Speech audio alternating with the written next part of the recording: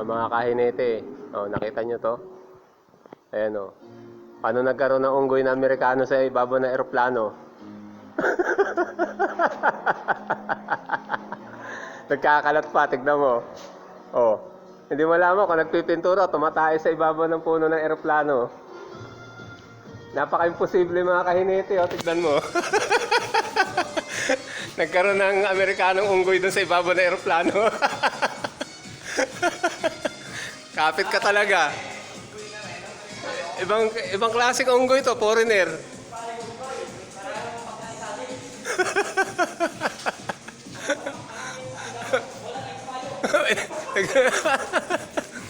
Nagsasalita din dito sa gilid. Ayan.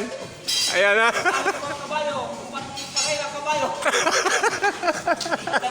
Buisit, magkakampi pala tong dalawang to.